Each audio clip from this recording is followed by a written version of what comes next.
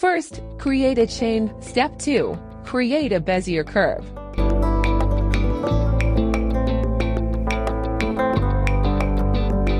Go to the Modifiers tab. In the Form section, select Curve.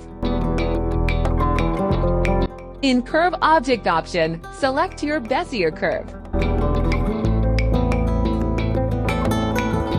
Adjust the chain according to your needs.